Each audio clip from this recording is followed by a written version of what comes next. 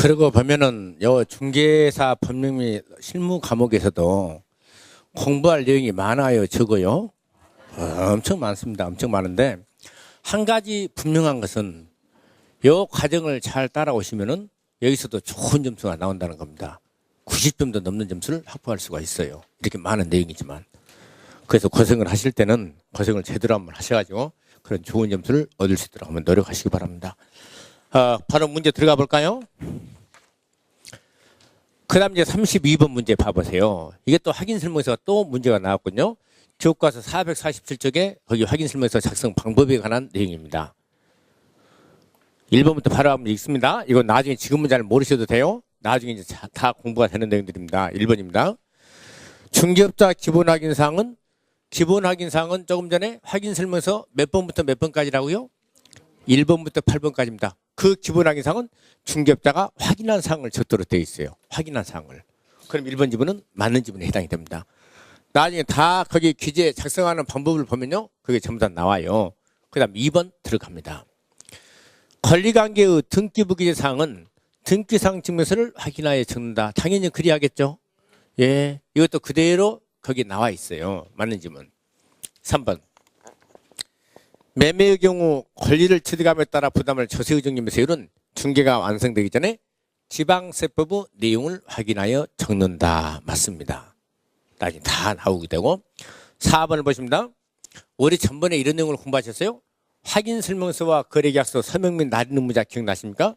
그때 제가 서명 및 날인 의무자다 그렇게 말씀드렸거든요. 근데 이제 주의하실 것은 여기 확인 설명서에는 중개업자하고 소속공사가 서명 날인하는 경우도 있고 거래 당사자가 서명 날인하는 경우도 있어요. 주의하실 것은요. 중개업자와 소속공사 서명 날인할 때는 및이라는 표현을 써야 합니다. 및. 그러나 거래 당사자 매도인, 매수인, 임대인, 임차인이 서명 날인할 때는 또는이라는 표현을 써야 돼요. 한번 확인해 볼까요? 여러분 다시 확인 설명서를 한번 봐보세요. 왜냐하면 다 그런 것들이 옛날에 시험 문제 나왔었던 내용이고 앞으로도 계속해서 나올 겁니다. 교과서 446쪽을 한번 열어보세요. 6쪽을 열어보면요. 거기에 맨 아래를 봐보면 매도인, 임대인, 매수인, 임차인, 중개업자 이렇게 나옵니까? 네, 446쪽. 거기 보면 매도인과 매수인 쭉 오른쪽에 가보면 서명 및 날인이라고 나옵니까? 또는 날인이라고 나옵니까? 아니. 매도인, 매수인 또는. 그럼 또는이란 말은 둘 중에 하나만 하면 된다 이런 말입니다. 둘 중에 하나만 하면. 근데 그 아래 보면 중개업자 나옵니까? 그리고 오른쪽에 좀 넘어오면 소속공사가 또 나와요. 나옵니까? 나와요? 예, 이분들은 민날인이에요? 또는 날인이에요? 민날인입니다. 다 시험 문제 물어봤던 내용인데 그러면요. 요 거래 당사자는 서명 또는 날인이고 중개업자 소속공사는 민날인이다. 그런데 여기서는 어디에서 우리가 공부하셨냐면은 제가 전번에 이런 말씀 드리면서 강의를 진행했거든요. 확인 설명서와 거래계약서 서명 및 날인 의무자는 같다 그랬나요? 틀리다고 그랬나요? 같다고 그랬습니다. 글자 한 글자도 틀림없이 같아요. 확인 설명서와 거래계약서 서명 및 날인 의무자는 중개업자, 법인의 대표자, 분사무소 책임자가 서명 및 날인하되 당해 중개인을 한 소속공사가 있는 경우는 소속공사가 함께 서명 및 날인해야 한다. 이렇게 공부했거든요. 그냥 중개업자 소속공사는 민날인으로 나와야 하는데 여기 문제 지문 4번은 민날인이 아니라 또는 날인 이렇게 나와 있기 때문에 틀렸습니다. 그래서 4번이 틀렸어요. 그럼 이런 문제를 한번 확인해 보면 이 문제를 출제하신 분이 대범하신 분이라고 생각이 듭니까? 아주 고장한 분이라고 생각이 드십니까? 고장. 예. 아주 째째하신 분이 들어갔어요. 그러면은 이런 시험 문제가 째째한 문제가 많이 나오거든요. 그럼 우리가 공부를 할 때는 더 째째하게 공부하시면 돼요. 더 째째하게. 그래서 4번 지문이 바로 또는 이 말을 및 이렇게 바꿔야 합니다. 5번은 맞아요. 중개수수료는 거래이전 금액을 기준으로 계산해 준다. 여러분들 교과서 한번 잠깐 봐보실까요? 교과 447쪽을 한번 봐보세요. 보면 거기에 작성 방법에 쭉 내려보면 10번을 한번 봐보세요. 10번 보면은 쭉 한번 나옵니다. 그 첫째 줄의 끝부분을 봐보세요. 10번에 거래이전 금액을 기준으로 계산하고 이런 말이 나온가요? 바로 그걸 가지고 시험 문제를 낸 거예요. 우리 읽고 들어가면 됩니다. 그러니까. 그래서 32번의 정답은 4번이 정답이 되겠습니다. 괜찮습니까? 네. 이런 문제는 이제 실무 문제가 되겠습니다. 33번 문제 봐보세요. 영어 교과서 411쪽이 나오는데 영어 문제들은요, 나중에 전문들을 많이 읽어보셔야 돼요. 근데 그렇게까지 공부하실 필요 없습니다. 영어 한 가지 또 제가 그 문제 푸는 팁입니다. 우리가 이제 공부를 열심히 하면은 어떤 문제는 5개 지문을 전부 다 여러분들이 알고 시험장에 들어가신 경우가 있는데 가장 바람직하다 이렇게 말씀드릴 수 있어요. 다음 중 옳은 거 찾아내라 틀린 거 찾아내라 그러는데 1번, 2번, 3번, 4번, 5번 지문을 다 알고 들어가셨다면 그것만큼 좋은 게 어디 있겠어요. 근데 문제는요, 5개 지문 중에서 다 모르고 딱 한 개 지문만 알고 계셔도 여러분들 문제 한 문제를 풀고 나오는 경우가 많습니다. 많아요. 그냥 5개 지문 중에서 4개는 전혀 모르겠어요. 근데 하나만 제대로 똑바로 알고 들어갔는데 그게 바로 정답 지문으로 나오는 경우가 있다 이런 말입니다. 무슨 말씀인지 아시겠습니까? 그래서 우리가 공부를 할 때는 다 알려고 하실 것도 없어요. 정확하게 기억할 것만 정확하게 기억하고 들어가는 겁니다. 그러면 그 정확하게 기억하는 내용만 알고 계시면 나머지 문제 술술 풀리는 경우가 많이 있어요. 바로 그 문제 한번 봐보세요. 33번 문제입니다. 농지에도 전세권을 설정할 수 있다. 이거 여러분 민법에서 아마 공부를 하셨을 거예요. 우리 민법이 규정입니다. 농지에는 전세권 설정 가능합니까? 불가합니까? 안 돼요. 그래서 1번 지문 틀렸습니다. 전세권 설정 안 돼요.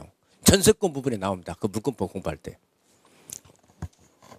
그 다음 2번입니다. 이건 나중에 공부하시게 돼요. 농지를 취득하여 소유하고자 하는 자는 농지 취득 자격증을 발급받아야 하거든요. 그런데 농지 전용 협의를 완료한 농지를 취득하여 소유하는 경우는 농지 취득 자격증은 필요 없습니다. 그래서 2번 지문 틀렸어요. 3번. 경매로 인해서 농지를 취득하는 때는 농지 취득 자격증을 가져다 줘야 하는데 언제까지 가져다 주느냐면 매수 신고 시에 가져다 주는 것이 아닙니다. 매각 결정 기일까지 가져다 주면 돼요. 매각 결정 기일까지. 매각 결정기일에 매각 허가해 줄 것인가 불허가 결정해 줄 것인가를 결정하거든요. 바로 그 매각 결정 기일까지 가져다 주시면 되는 거지 매수 신고 시 가져다 줄 필요는 없다 이런 말입니다.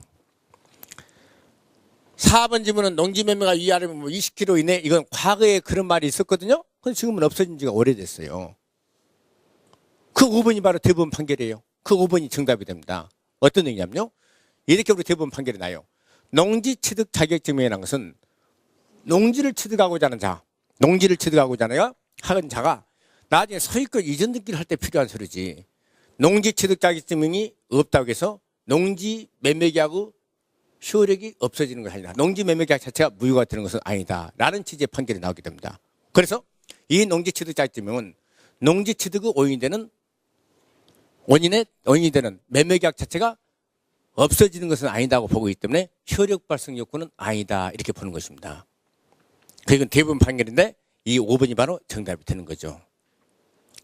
이거 이제 판례 읽어보시면 되는데 그 33번은 요 1번, 2번, 3번, 4번 지문을 전혀 모르고 계셔도 근데 다 공부했습니다. 여러분들. 어디서? 농지법에서 공부할 거예요. 이것도. 공법에서 공부하실 내용입니다. 그러나 5번 지문 판례만 하나 제대로 알고 계셔도 이것은 문제가 해결되는 그런 문제들이에요. 예. 34번 문제 들어갑니다. 5번이 정답. 11조. 예, 411조. 411조.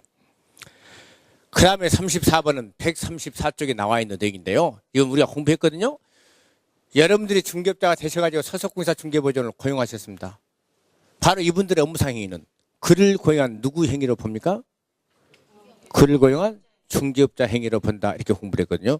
모든 행위입니까? 업무상 행위입니까? 업무상 행위는 그를 고용한 중개업자 행위로 봅니다. 한번 보겠습니다. 중개업자가 갑이군요. 중개보조원 을입니다. 을인에게 병이 손해를 입혔습니다. 이와 관련된 설명으로 옳은 것은 이런 문제가 나오면요 바로 이 그림을 그려주시면 돼요. 34번 문제군요. 우리 전번에 이 사용인과 관련된 공부를 했습니다. 15조 공부할 때 사용인은 업무상 행위는 그를 고용한 중개업자 행위로 본다 이렇게 공부를 했는데 그때 민사 책임도 질 수 있고 형사 책임도 질 수 있고 행정처분도 제가 그림을 그려드렸어요. 그럼 이 문제와 관련해서 민사 책임 부분을 한번 보도록 합니다. 서석공사 중개보조원 즉 사용인이 업무를 보는 과정에서 어떤 잘못을 범하면 그를 고용한 중개업자가 책임을 진다. 이 말씀 기억나십니까? 거기에서 이 문제와 관련된 민사 책임을 한번 살펴봅니다. 사용인이 중개 관련 업무를 수행하는 과정에서 의뢰인에게 재산상 손해를 발생시켰습니다. 그럼 15조 2항 규정에 따라서 중개업자 손해배상 책임을 져요. 근데 문제는 사용인 자신은 책임을 면한다는 의미입니까? 사용인 자신도 당연히 책임을 집니까? 당연히 책임을 지죠. 이때 사용인이 업무를 보는 과정에서 의뢰인에게 재산상 손해를 발생시키면은 사용인 자신 민사 책임을 지게 됩니다. 민사 책임을 지는데 이때 지는 민사 책임은 과실 책임을 진다고 그랬습니까? 무과실 책임을 진다고 그랬습니까? 과실 책임이에요. 누구든지 자기 자신의 행위로 인한 손해배상 책임은 고의과실이 있어야 한다고 그랬죠? 과실 책임을 진다 이렇게 공부를 했습니다. 이 과실 책임에 대해서 그리고 난 중개업자 민사 책임 집니까 안 집니까? 지는데 이 과실 책임에 대해 중개업자는 무슨 책임을 진다고 그랬습니까?